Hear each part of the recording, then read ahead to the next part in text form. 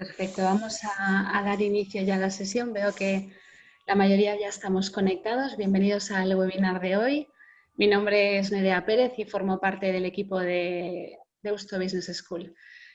Llevamos desde que inició el confinamiento realizando un ciclo de webinars en los que, con la ayuda de nuestros expertos, reflexionamos sobre cómo nos afectará este COVID-19, tanto a nivel individual, social como empresarial. Hoy tiene lugar el 7º webinar que estamos realizando en colaboración con la Escuela de Negocios Suiza IMD. La sesión de hoy va a tener una duración aproximada de unos 50 minutos. Como siempre, primero daremos paso a la impartición de la sesión de manos del profesor Carlos Cordón y luego abriremos el apartado de preguntas y respuestas para que podáis escribirnos todos aquellos comentarios que podáis tener. Carlos es profesor de Supply Chain y Digital en IMD y a su vez es consultor de empresas multinacionales. De formación es ingeniero de caminos por la Escuela Politécnica de Barcelona, PhD en Management por INSEAD y antes de iniciar su carrera como formador, pues también trabajó como directivo en varias empresas como Accenture y General Cable. Sin más, doy la bienvenida a Carlos. Bienvenido, Carlos. Muchas gracias, Nerea. Buenas tardes a todos. Me van a perdonar un poquito que alguna vez se me va a escapar una palabra en inglés. En el dominio de supply chain utilizamos toda una jerga que a veces es un poco especial. Lo que vamos a hacer es tratar de entender un poquito qué es lo que ha ocurrido y qué es lo que está ocurriendo en las cadenas de suministros, en las supply chains, con todo el COVID-19. Y tratar de explicar cuál es a nivel global la situación y qué es lo que probablemente va a ocurrir a medida que empecemos a trabajar en el desconfinamiento. Luego, tal y como ha explicado Nerea, yo soy profesor en IMD, por lo tanto trabajo en Suiza, trabajo sobre todo con compañías multinacionales, con lo cual no conozco en profundidad la problemática específicamente española, conozco más bien la problemática a nivel global. Básicamente, este es el resumen un poco de lo que quiero explicar. Hay una situación de pánico y hay una situación de pánico que de hecho ha provocado, lo cual hasta ahora no era habitual, que supply chain esté en las portadas de los periódicos y de los medios de comunicación. Y lo que ocurre con esta supply chain, y lo pongo un poco de forma brutal, no es que tienen que cambiar, es que tienen que mutar. Y tratando de decir que es un cambio extraordinariamente profundo. Y otro problema que hay es que se están resquebrajando. Y vamos a ver que hay varias de esas supply chains que efectivamente no van a funcionar demasiado bien. En general van a ser capaces de aguantar, pero hay fisuras por todos lados. Lo primero que quiero decir es que ese mundo que ha entrado en pánico, vamos a hablar del famoso papel higiénico, que de repente todo el mundo quería comprar. Ahora ya ha pasado un poquito, en algunos países todavía empiezan a tener esas compras de pánico. Y por otro lado, las fábricas en general que han cerrado, fábricas de coches que ahora tratan de empezar a funcionar otra vez. Vamos a hablar de unos cambios bruscos, tanto en oferta como en demanda. Eso crea unos grandes desequilibrios para los cuales las supply chain que tenemos no están diseñadas. Entonces hay un efecto que probablemente muchos lo conocéis, bullwhip effect en inglés, en español a veces lo he oído llamar el efecto látigo, que está funcionando a plena marcha y que va a crear muchísimos problemas. Lo que va a hacer es aumentar los problemas que tenemos. La problemática que esto crea es que los procesos habituales con los cuales trabajamos en las empresas no funcionan. Todos esos procesos automáticos no están diseñados para una situación como la actual. Con lo cual hay que volver a conducir, a gestionar, a tomar decisiones de forma manual, no de forma automática. Y particularmente dos procesos. Uno, en inglés se llama el S&OP, Sales and Operations Planning, que es todo el proceso de gestión de ventas y operaciones. Y segundo, la gestión de proveedores. Va a haber una oleada de problemas, no en las empresas, sino en los proveedores de las empresas. Y vamos a hablar un poquito de ello. Entonces, la nueva estrategia, en resumen, se va a resumir a dos cosas. A corto plazo, ser muy táctico, cambiando lo que ha sido tradicionalmente el objetivo que era reducir el coste, a un objetivo de salvaguardar la reputación y el servicio al cliente, no reducir los costes. Y a largo plazo hay algunas tendencias que vamos a ver que ya empezaron antes del coronavirus, pero que se están acentuando. La volatilidad es una de ellas, la regionalización, y quiero decir regionalización a nivel continental, y hay algunas nuevas, como la falta de proveedores, que va a provocar un efecto dominó. Vamos a ir a ver cada una de ellas. La primera que ha ocurrido es el papel higiénico. Es muy divertido porque las anécdotas en la prensa salen. Salía una consumidora en Australia que ahora quería vender 368 rollos de papel higiénico que había acumulado en la fase de pánico. Hablaba yo con un fabricante de latas de ravioli y me decía hace un mes que había multiplicado la fabricación de latas de ravioli por 5. Son anécdotas, sabemos que el que ha comprado demasiado ahora va a no comprar después, luego no va a haber un desequilibrio a largo plazo. Son básicamente situaciones puntuales. Más preocupante son este tipo de situaciones con productos como la insulina. La insulina, como sabéis, es el producto que necesitan los diabéticos para poder vivir. Es un producto que las compañías farmacéuticas lo hacen, saben que tienen un consumo muy estable. Cada persona diabética consume la misma cantidad de insulina cada día y de forma constante. Lo que les ha ocurrido ahora es que algunos consumidores, algunos pacientes, han comprado mucho más de lo normal. Los fabricantes saben que no es que vayan a consumir más, lo único que hacen es acumular por si acaso. Luego ahí de repente se puede crear puntualmente un problema de disponibilidad, pero muy puntual que se resuelve enseguida. Y a largo plazo no hay un gran cambio. Luego estos son cambios que son puntuales, pero que a largo plazo no van a cambiar. Hay otros que efectivamente hay un cambio de consumo. Este es el caso de Medtronic, la compañía de equipos médicos que ha multiplicado por 2 la capacidad para hacer ventiladores. A largo plazo lo lógico es que siga habiendo una demanda más alta de lo normal. Luego para ellos sí que hay un cambio estructural de esa demanda. Luego tenemos que distinguir muy bien entre estos dos cambios.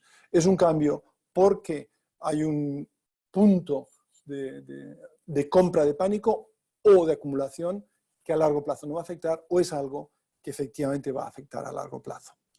Tenemos también todas las fábricas de muchos materiales, de coches, etcétera, que han cerrado y que ahora van a empezar poco a poco a abrir, si pueden, primero por seguridad y segundo por disponibilidad de los productos que necesitan de los componentes para fabricar. Luego estos han tenido un parón brutal. Por otro lado, tenemos todas las compañías de distribución online, la distribución, que de repente necesitan mucho más. El caso es Amazon contratando 100.000 nuevos trabajadores para la distribución, con todos los problemas que han tenido para poder seguir siendo capaces de operar. No sé si lo habéis leído, pero en Francia Amazon paró precisamente por los problemas sanitarios y las diferencias de opinión de cómo trabajar en esta situación con el regulador. La realidad, sin embargo, es que si bien Amazon y algunos distribuidores online, sobre todo de comida y de productos que mucha gente llama esenciales, si bien ellos han tenido un incremento de demanda, la mayor parte, como Zalando, ASOS, etcétera, han tenido una disminución de la demanda. ¿Por qué? No se sabe muy bien. Lo que sospechan, las explicaciones que dan, es que el consumidor probablemente se ha sentido que va a tener un menor poder adquisitivo y ha dejado de comprar, lo cual puede anticipar todo lo que va a ocurrir en los próximos meses y, por lo tanto, la recesión de la cual se habla efectivamente va a producirse en gran parte no solo por la falta de trabajo, por la falta de producir productos, sino por la falta de los consumidores de querer consumir. Todo esto nos lleva a un efecto que ya lo conocíamos, que se llama bullwhip, lo voy a explicar aquí otra vez, que ya es malo de por sí en una situación estable, en una situación inestable se multiplica. Permitirme que lo vuelva a repasar con vosotros cuál es este efecto. Aquí tenemos un ejemplo en el cual tenemos un retailer, que es un detallante, un detallista, un wholesaler, que es un distribuidor, y un manufacturer, que es un fabricante. Y tenemos la demanda semana a semana. Y ponemos el inventario que hay cada semana. Entonces, si vamos a la última columna, tenemos el detallista, el retailer, que tiene una demanda relativamente estable, muy sencilla. 40, 45, 40, 40, 40 y 40. Pueden ustedes pensar en el aceite de girasol o en productos que tienen un consumo muy estable, o en uno que siempre se ha dicho que tiene un consumo muy estable son los pamper diapers para los bebés. La consumición, el consumo de los bebés, cada cuánto lo cambiamos siempre es el mismo. Entonces he puesto aquí una demanda de 40 una semana, la siguiente semana 45, 40, 40, 40 y 40. Una demanda muy estable.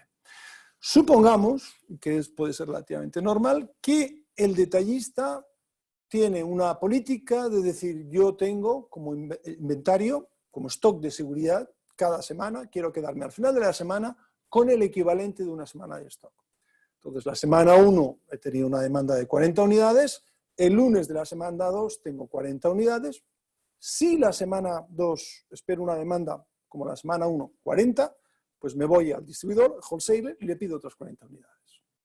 Transcurre la semana, el detallista empezó la semana 2 con 40 unidades, le sirvió 40 unidades el distribuidor, son 80, menos la semana 2 es 45 la demanda, luego termina la semana con 35 unidades. 80 menos 45, 35 unidades. ¿Qué va a hacer el detallista? Bueno, pues la semana 3 empiezo con 35 unidades. Si asumo que la demanda va a ser la misma que la semana pasada, 45, pues tengo que pedir 45. Y como el inventario, el stock de seguridad que tengo se ha bajado un poquito a 35, tengo que subirlo también a 45. Lo pido 10 unidades más. Lo pido las 45, que es mi demanda, más 10 para reponer ese stock. Pido 55 al distribuidor. 55 que recibo más 35 que empecé, tengo 90. Menos 40, demasiado stock, tengo 50. Entonces la semana que viene pido menos. Es una tabla de Excel. Entonces un fenómeno, y toda la tabla está hecha con Excel, siguiendo la misma lógica. Luego un fenómeno en el cual hemos empezado con una demanda de 40, 45, 40, 40, 40, que es muy estable, a nivel de distribuidor, esa variabilidad, esa variación se amplifica. Y la demanda pasa a ser 40, 40, 55, 30, 40 y 40. El wholesaler, el distribuidor, experimenta una demanda más volátil. Y si vamos al fabricante, se convierte en algo increíble. Una demanda de 40, 40, 40, 80, 0 y 45. Luego lo que hemos hecho, lo que hace el bullwhip effect es amplificar la variabilidad. Si esto ya ocurre en una situación normal, en una situación en la cual tenemos el COVID y las compras de pánico, he vuelto a hacer exactamente la misma hoja de cálculo y aquí lo que tenemos es una demanda para el detallista, el retailer de 40, 80, la señora comprando papel higiénico, 40, 0, 40 y 40. Y se traduce básicamente en una volatilidad igual en el wholesaler, el distribuidor, 40, 40, 80, 40, 0, y en el fabricante lo mismo. Con lo cual lo que hacemos es creamos una situación de pánico totalmente horrible en toda la cadena de aprovisionamiento. Este es el bullwhip effect que vamos a ver amplificar la variabilidad que hay a nivel de demanda final. Y es importante porque incluso en productos cuyo consumo es relativamente estable, pueden ustedes pensar en una soda, una Coca-Cola, una Fanta, una Pepsi-Cola, que uno puede decir, bueno, pues el consumo va a ser parecido. La realidad es que hay un cambio. Antes consumíamos mucho en los bares y cafeterías, ahora están cerradas, ahora consumimos prácticamente exclusivamente en casa. Lo cual significa para estas compañías que en lugar de producir botellas pequeñas, que son las que se venden en los bares, tienen que producir muchas más botellas grandes. El total puede que sea el mismo, pero el cambio de formato, el cambio de canal de distribución supone un cambio brutal para ellos también. Y lo que hace el efecto Bullwhip es amplificar todavía esa variabilidad. ¿Qué es lo que hay que hacer? Ya hemos visto qué es lo que ocurre. ¿Qué es lo que hay que hacer? Bueno, primero de todo, seguro la seguridad, por supuesto. Y es muy importante porque nos afecta en fábricas, en distribución, en todos lados. Como he comentado, vamos a ver las decisiones manuales. Vamos a ver también que cosas que no eran críticas, que asumíamos que estaban ahí, de repente se convierten en críticas. Tenemos que cambiar los objetivos de la supply chain y de forma fundamental. Tenemos que volver a crear ese equipo multifuncional que atraviesa la empresa para tener a todos trabajando en la misma dirección. Y por último, la gestión de proveedores, que era algo que en algunos casos no tenía una excesiva relevancia, en este momento tiene una relevancia enorme. Vamos a ir uno por uno. Decisiones manuales. Nuestros procesos, y todos aquellos que han automatizado, digitalizado muchos de esos procesos, saben que tenemos procesos y algoritmos que asumen lo que se llama una distribución normal. Lo asumen porque hay una ley estadística que dice que si sumamos muchas distribuciones, en el límite tenemos una distribución normal. Esto es la forma de trabajar de todos nuestros sistemas. Cuando no hay una situación normal, como ahora, de hecho, lo que hacen los algoritmos es sacar ese dato fuera. Se llama un outlier y por lo tanto sacamos ese dato de esa distribución. No lo utilizamos. Lo cual quiere decir que todos esos algoritmos consideran que la situación actual es tan atípica que ni siquiera la consideran posible. Consideran que es un error. Entonces, ¿qué es lo que hay que hacer? Bueno, pues no tenemos nada más remedio que volver a esas planillas de Excel, volver a tomar decisiones manuales. Imaginemos a alguien que está planificando la venta de papel higiénico. Lógicamente, ningún sistema automático va a asumir que lo que ha ocurrido es que la gente ha comprado demasiado esta semana y por lo tanto dentro de 3 semanas van a dejar de comprar. Que han comprado muchos ravioles esta semana y sabemos que a 3 o 4 semanas van a dejar de comprar. Ahí tiene que ser una intervención manual porque conocemos las causas de ese aumento. Diferente, como hemos visto antes, es el incremento de demanda en ventiladores que suponemos que eso efectivamente va a tener un efecto a largo plazo de incrementar la demanda. Luego, todos los sistemas automáticos que tenemos que volver a tomar decisiones manuales.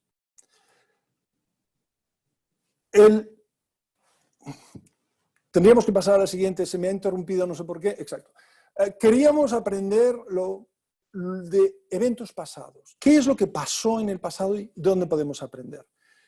Nosotros tuvimos la oportunidad de trabajar con Philips cuando hubo la crisis de Japón con el tsunami en el 2011. Fue algo que, aunque en principio no tenía que haber afectado a muchas empresas europeas, afectó y de forma radical. ¿Qué es lo que ocurrió? Lo que ocurrió es que hubo un parón en una parte de Japón que hizo, a través de toda la cadena de aprovisionamiento, a través de todo el supply chain, que se propagara por toda la cadena. Si vemos la siguiente slide, la siguiente transparencia, esta es la reacción que tuvo Philips en Japón en ese momento. El Consejo de Administración y el equipo ejecutivo juntaron a un equipo de crisis y el planteamiento fue el siguiente. Conocemos, ¿qué es lo que sabemos? Sabemos cuáles son nuestros proveedores directos, sabemos que vamos a perder ventas, no sabemos cuánto, pero sabemos que va a ser importante, y aprendieron algo que no esperaban, que es que sus proveedores no conocían la situación de sus propios proveedores. Me explico. Philips detectó que en algunos de los componentes que sus proveedores les daban a ellos para fabricar determinados productos, había algunos de esos componentes que estaban fabricados en Japón. Luego lo que hicieron fue preguntar a sus proveedores, ¿estáis al corriente? ¿Sabéis cómo eso nos va a afectar? Y la sorpresa fue que no lo sabían algunos de ellos, que iban a sus proveedores directos de nivel 1, pero no a los nivel 2 o nivel 3. Entonces se encontraron con la situación diciendo, lo que no sabemos es que vamos a perder efectivamente ventas, pero no sabemos cuántas. No sabemos cómo nos va a afectar.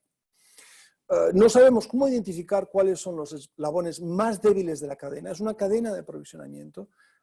Algo que normalmente asumíamos que tiene que funcionar, de repente no funciona. Y hay que identificar esos eslabones para saber cómo reaccionar, para saber cómo conseguir que efectivamente esto funcione.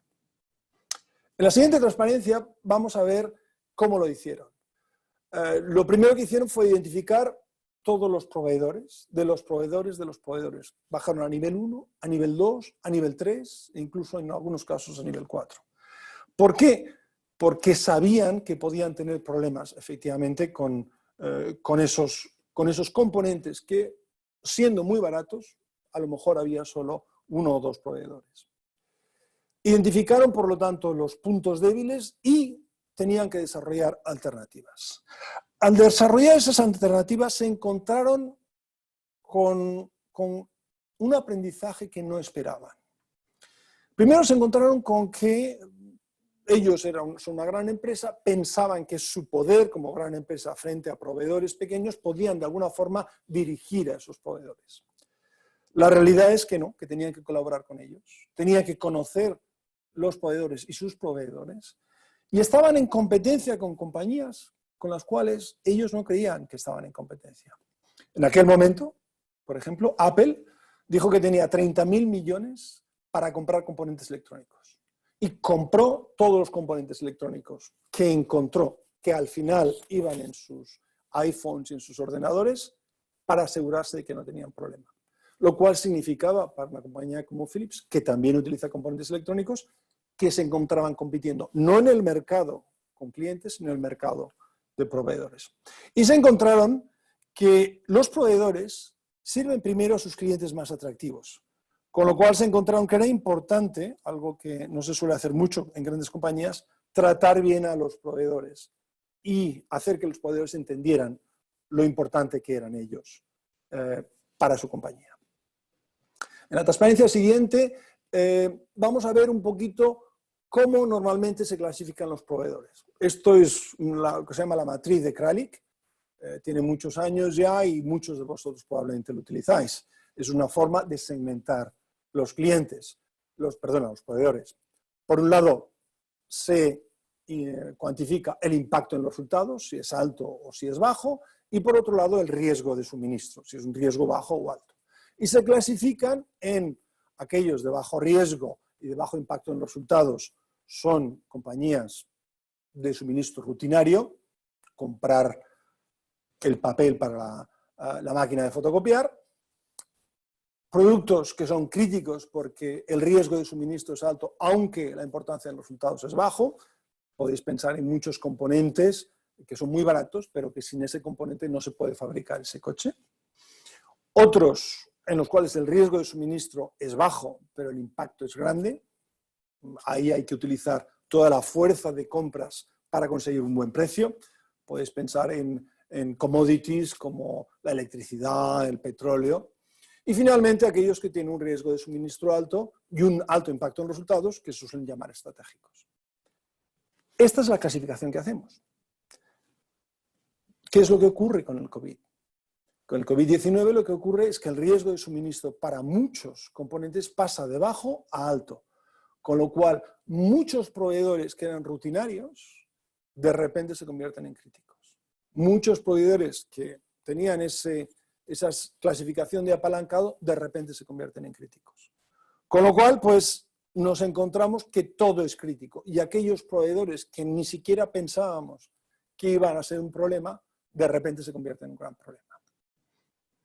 En la siguiente slide vemos un ejemplo que ocurrió en este 2011 a los fabricantes de automóviles. Se encontraron con que un fabricante japonés de un pigmento que iba a determinadas pinturas para los fabricantes de coches, que los fabricantes de coches compraban directamente al fabricante de pinturas, ni siquiera conocían que el proveedor del proveedor estaba en Japón, se encontraron de repente con que había pinturas que no había suficiente y por lo tanto tenían que parar las cadenas de producción. Eso es precisamente donde tenemos que ir ahora. Tenemos que ir a buscar y a entender dónde podemos tener el problema de un proveedor que no es capaz, en este caso que no va a sobrevivir. En la siguiente transparencia, el siguiente slide.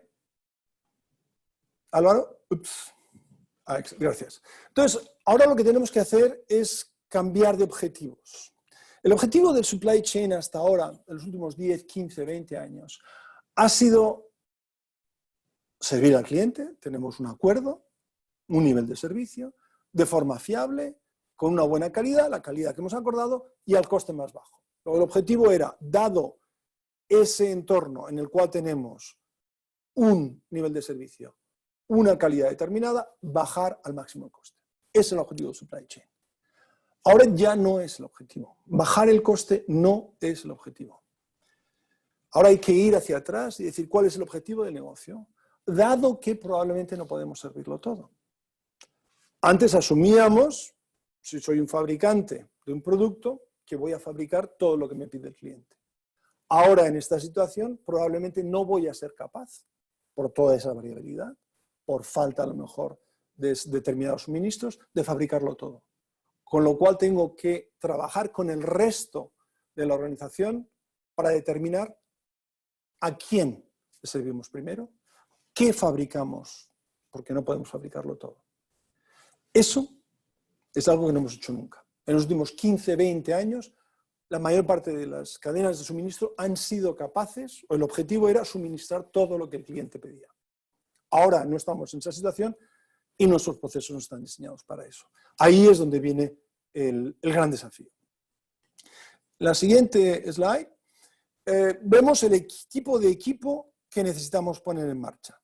Es un equipo multifuncional, es un equipo, sobre todo, uno de los procesos más importantes va a ser el Sales and Operations Planning, en el cual tenemos a ventas, tenemos a finanzas y tenemos a operaciones. Tratar de acordar qué es lo que vamos a fabricar, a quién lo vamos a distribuir, con qué prioridades. Y a veces hay que meter a compras y logística también, y a veces incluso a recursos humanos. Luego vamos a tener que volver a trabajar en equipo porque muchas de las hipótesis que ya asumíamos que se trabajaba de esa forma, ventas decía esto es lo que hay que vender y ya sabía que supply chain iba a fabricar lo que se necesitaba, ahora probablemente no va a ser posible. Luego hay que crear una especie de centro de control virtual que hay que conseguir que trabaje de forma coordinada.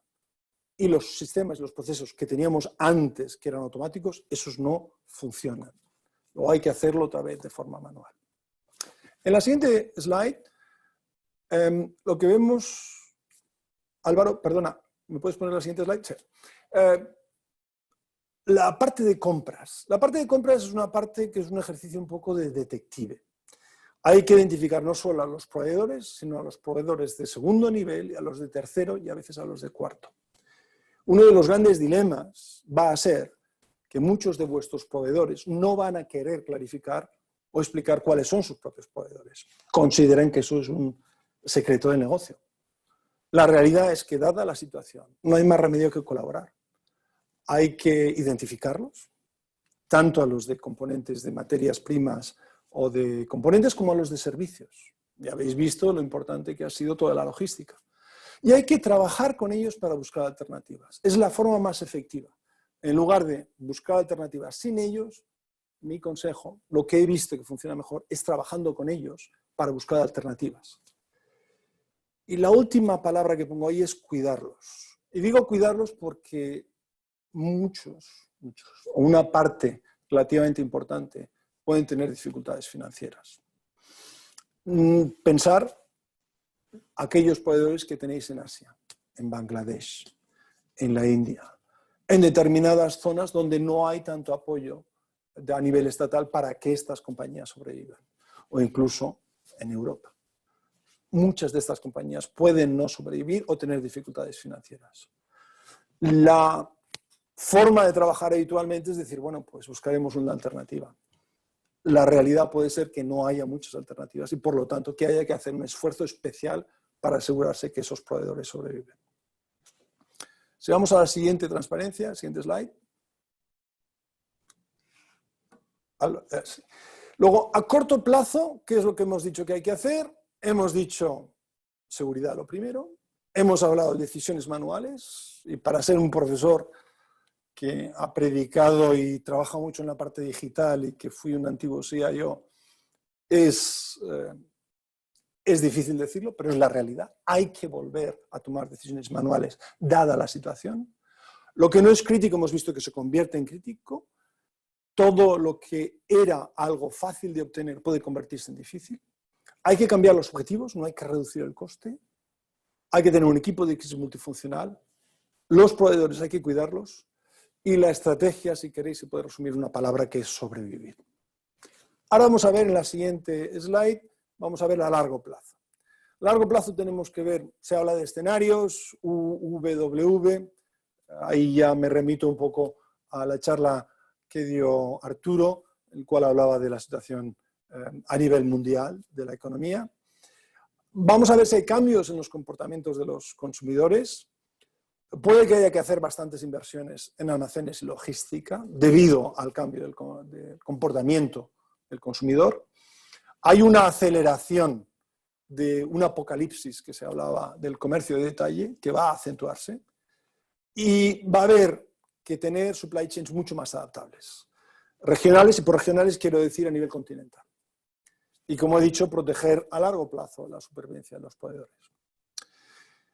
Si vamos ahora a la siguiente slide donde tenemos el cambio de los consumidores, hay muchas hipótesis. No lo sabremos hasta que no se acabe esta crisis. Se habla mucho de que los consumidores ahora se están acostumbrando, están descubriendo la compra online. Se habla mucho de que la gente ya que no estaba acostumbrada, gente mayor que no estaba habituada a hacer compras online, ahora las hace desde casa y que por lo tanto eso va a incrementar las ventas. En determinados países, y me parece que es el caso de España, las compras online, la distribución ha sido capaz de seguir. En otros países como Suiza, comprar online era problemático porque a lo mejor la distribución te la daban en 2 o 3 semanas, porque estaban sobrecargados. Luego veremos cuál es el efecto, pero efectivamente parece que va a haber un cambio en el cual más personas van a comprar online. Lo que nos va a ocurrir como consecuencia de esto, en la siguiente slide, es que vamos a tener que proteger a esos proveedores que van a morir. ¿Por qué? Porque cash is king, el efectivo es el rey, y muchos de ellos van a tener muchos problemas en ser capaces de sobrevivir. Muchas de esas tiendas pequeñas ya están diciendo por todo el mundo que van sencillamente a cerrar, que no ven posible el continuar. Hay quien dirá que lo que ha hecho la crisis es acelerar una situación que ya se veía venir, y hay quien dirá sencillamente que estas pequeñas empresas, estos pequeños comercios no pueden aguantar ese tirón. En cualquier caso, son los pequeños lo que es más preocupante, no los grandes. En la siguiente slide, lo que vemos ahora es el resumen un poquito, y ahí es donde quiero más o menos terminar en 40 minutos. Hemos visto que el mundo ha entrado en pánico y nuestras supply chains están fallando. Hemos visto el efecto más anecdótico y divertido casi del papel higiénico. Anecdótico, pero no divertido en absoluto, la falta de los problemas con la insulina, que sabemos que el consumo va a continuar estable, y otros que efectivamente vemos que la fabricación, que la demanda va a aumentar. Y luego el cerrar determinadas fábricas, determinadas supply chains, que ahora se van a ir abriendo poco a poco, y el problema en la reapertura es reabrir toda la cadena, porque podéis pensar, un coche, con la cantidad de componentes que tiene, con que un fabricante, uno de los componentes, no abra, tenemos un problema. Hemos visto que hay esos cambios bruscos en oferta y demanda y que ese efecto bullwhip lo único que hace es precisamente aumentar esa variabilidad, luego todavía crear más problemas. Hemos comentado que los procesos habituales automáticos no sirven, hay que vigilarlos, no están diseñados para una situación atípica como la que estamos ahora, particularmente esos dos procesos, Sales and Operations y la gestión de proveedores. Y hablando de la estrategia de supply chain a corto plazo de ser táctico, olvidémonos de optimizar el coste. Sé que resulta terrible muchas veces para la gente de supply chain, pero tenemos otras prioridades. Y en largo plazo vemos que hay tendencias que ya empezaron.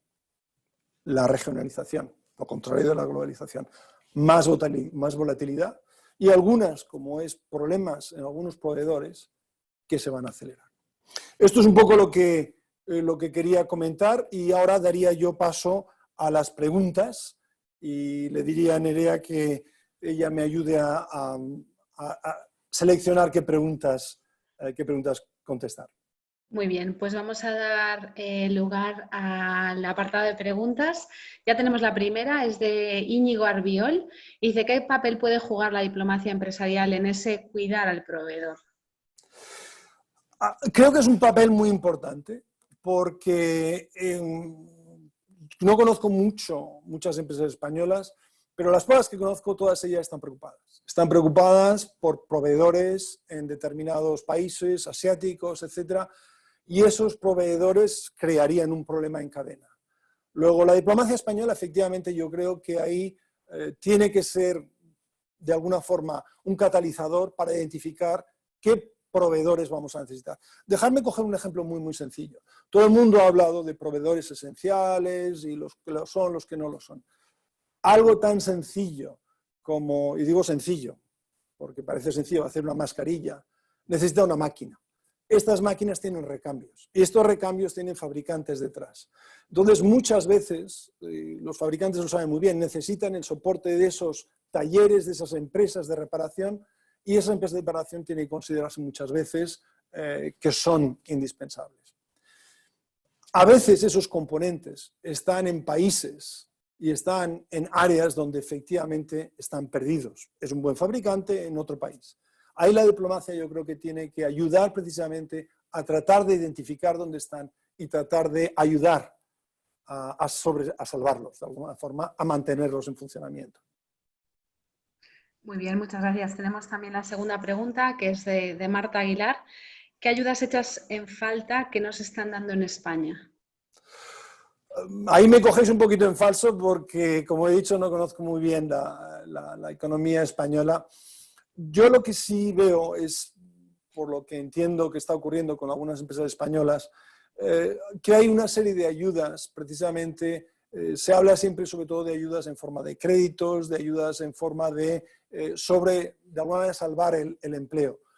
El gran dilema que hay ahí es que muchas veces hay cosas pequeñas, se habla de los autónomos, etcétera, que son fundamentales para que funcione la economía. Pongo un ejemplo muy sencillo.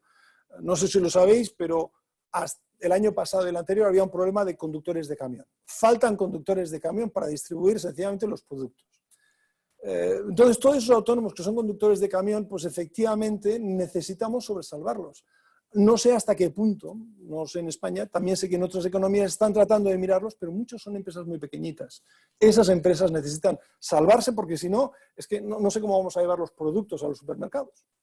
Luego, y además lo digo porque a lo mejor algunos os reiréis, pero he estado el año pasado en varios congresos de multinacionales hablando de supply chain a nivel mundial y el problema es no hay conductores de camión ni en Europa ni en Estados Unidos. O sea que es algo que ahora se ha visto que son muy importantes, pero es algo que tenemos que sobresalvar. Muy bien. La siguiente pregunta es ¿cómo crees que las políticas monetarias de los países poderosos van a influenciar en los cortes de las cadenas de suministro? Bueno, ahí tomo un poquito lo que empezó a decir Arturo en su webinar anterior. Las políticas monetarias lo que van a hacer, de alguna forma, van a crear imbalances enormes, probablemente en los tipos de cambio y en la inflación que vamos a tener. Lo cual va a hacer que nuestras cadenas de suministro, que están acostumbradas a una situación estable, de repente se van a encontrar con situaciones muy inestables. La bajada del precio del petróleo, por ejemplo, va a hacer que muchas cadenas de suministro estén buscando diferentes alternativas porque son mucho más baratas de lo que eran antes.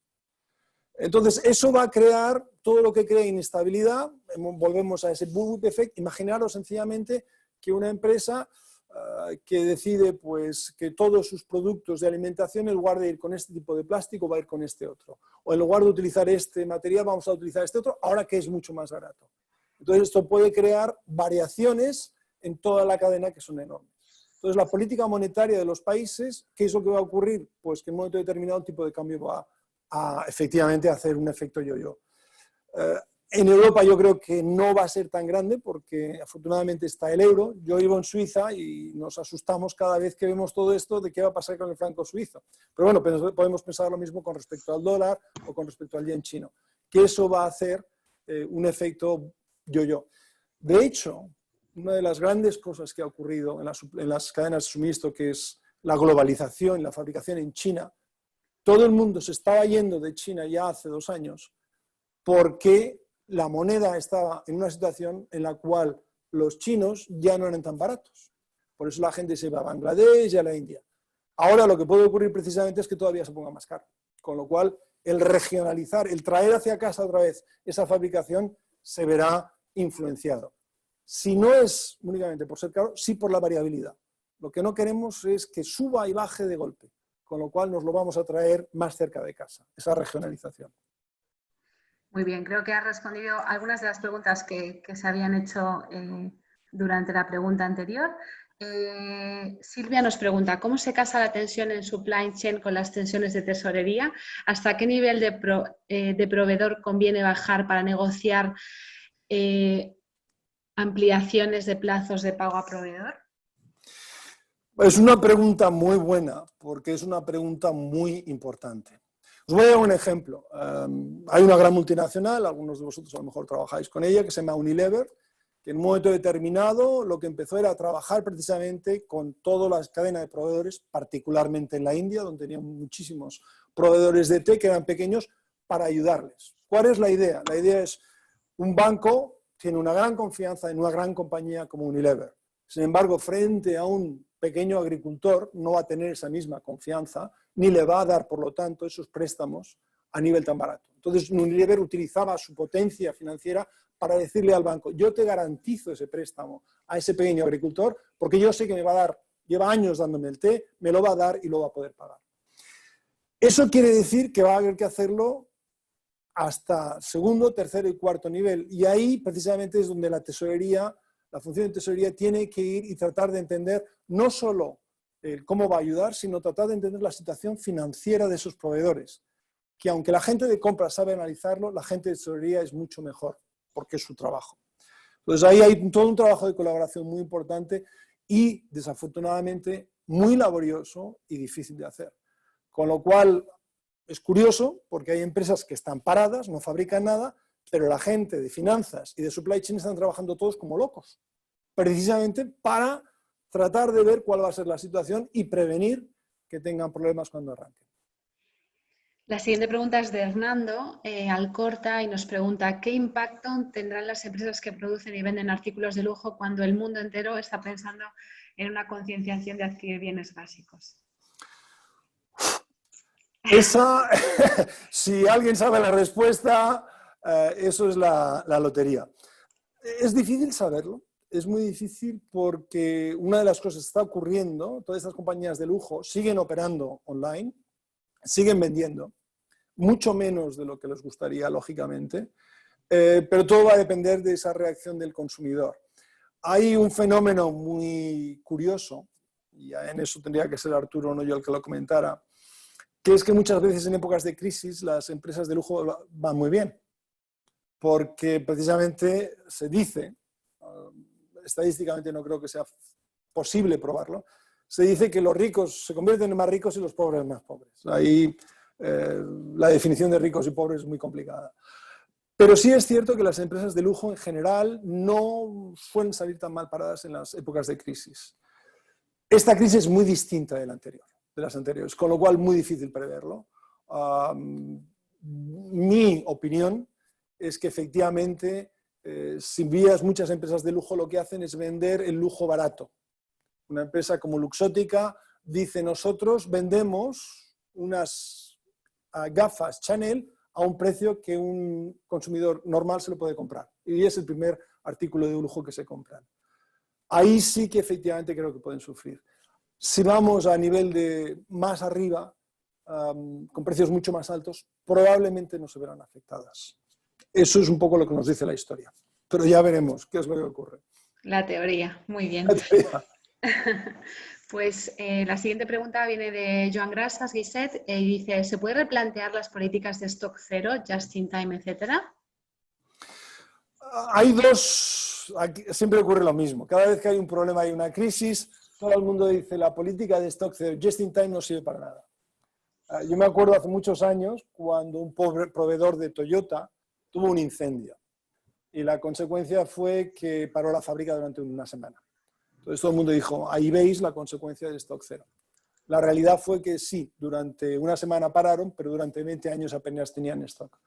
Yo creo que es al revés. Nos vamos a ir todavía más a las políticas de stock cero, a las de just-in-time modeling, porque la variabilidad que hay en la cadena, cuanto más stock tenemos, más se amplifica.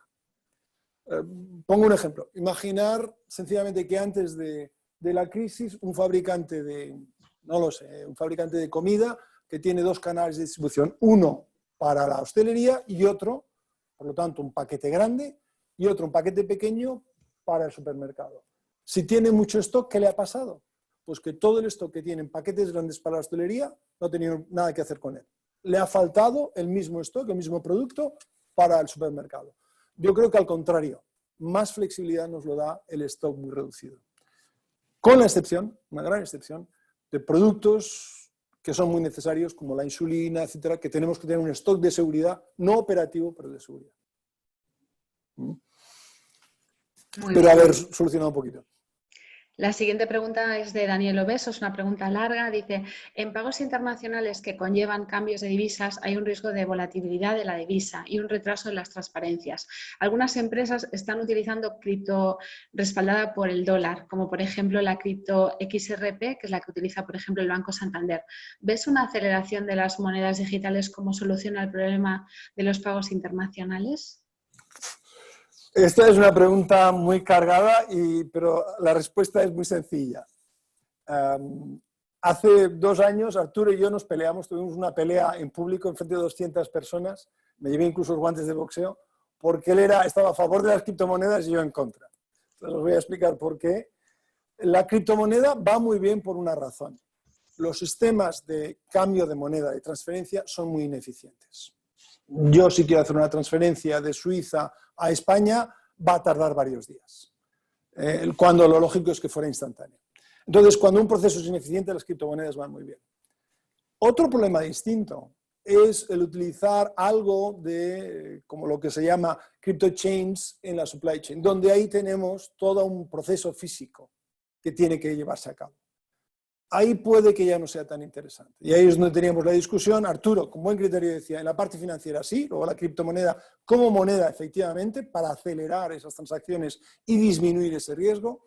Si lo que tenemos es sencillamente que hemos vendido un producto que va a enviarse y que únicamente lo que hemos hecho ha sido proteger el cambio, ahí probablemente no sea tan grande la ventaja. Luego, si es transferencia para evitar el cambio de divisa, la volatilidad entre cuando lo acordamos y cuando lo cobramos, sí. Si es únicamente porque lo vamos a entregar después y en este trayecto el precio cambia, ahí no creo que nos sirva de mucho. O hay que darle un poquito esa matización. Los bancos, y espero que nadie me esté escuchando, el sistema bancario desafortunadamente es muy ineficiente. No es culpa de los bancos, es culpa del regulador que por lógica tiene que regularlo y controlarlo. Pero la criptomoneda puede ayudar mucho a acelerar eso. Lo que es el supply chain en sí, yo creo que relativamente poco. Muy bien. Espero, Daniel, que hayamos respondido a tu consulta. Y vamos ya a por las 2 últimas preguntas, porque aunque tenemos muchas, tenemos un tema de tiempo. La siguiente es de José Mari Aristi. Dice, ¿esa regionalización de proveedores puede equilibrar la situación de paro que parece que se va a extender, volviendo a la mano de obra local?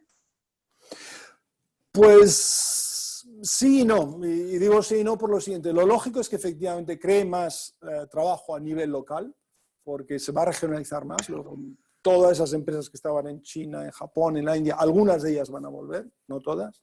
Lo que pasa es que a medida que vuelven, y es un fenómeno que ya hemos visto en Estados Unidos, vuelven con un nivel de automatización muy alto. Con lo cual el nivel de creación de empleo no es tan grande como cuando se fueron. Cuando se fue una compañía que fabricaba un determinado componente de coches de España a China, había a lo mejor, no sé, por decir un número, 100 operarios. Ahora cuando va a volver va a haber a lo mejor 15, porque está mucho más automatizado. Luego sí se va a crear, pero no demasiado. no tendrá el impacto que se espera. Exacto. Muy bien. Y la última pregunta proviene de Patricia Canto. Dice, ¿qué papel pueden jugar las asociaciones clúster en la reformulación o renovación de las cadenas globales de suministro?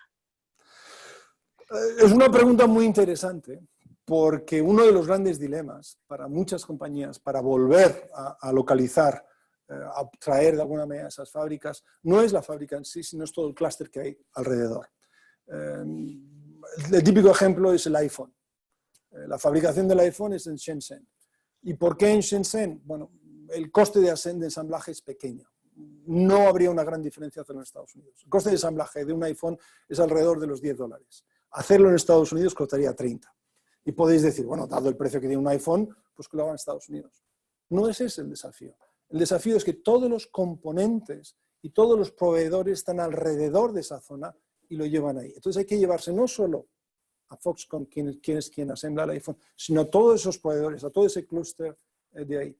Y esas asociaciones efectivamente son las que pueden jugar o tienen que jugar un gran papel para llevarse todas esas cadenas. ¿Por qué? Porque además en los últimos 20 años hemos fragmentado mucho más la cadena que antes. Hace 20 años un fabricante de automóvil tenía y sigue teniendo todos los proveedores alrededor, pero muchos de ellos, esos proveedores eran parte de su compañía. Ford tenía, General Motors tenía Delphi, Ford tenía otro componente, otro fabricante de componentes que era parte de su corporación. Ahora ya no lo son, lo cual quiere decir que es una decisión mucho más compleja. Hay que traer todo ese clúster. Luego esa parte es muy importante para darle efectivamente la infraestructura y atraer a todo el clúster, no solo al fabricante final. Muy bien. Pues muchísimas gracias, Carlos. Realmente ha sido un placer escucharte. Espero que hayamos respondido la mayor parte de las preguntas de las más de 200 personas que han participado en el día de hoy en este webinar. Y nada, quería invitaros a que participéis de los próximos webinars que tendrán lugar el 12 de mayo con la profesora Marta Aguilar sobre cómo serán las relaciones empresa-cliente tras el COVID-19 y el 19 de mayo con la profesora Vanina Farber, que también proviene, al igual que Carlos Cordón, de IMD, que es cómo reaccionar ante el COVID-19 desde el prisma ASG. Sin más, me despido. Muchísimas gracias, cuidaros mucho y seguir participando. Y como te he comentado antes, muchísimas gracias, Carlos. Ha sido un placer tener esta sesión contigo. Gracias. Gracias a vosotros. Adiós. Adiós.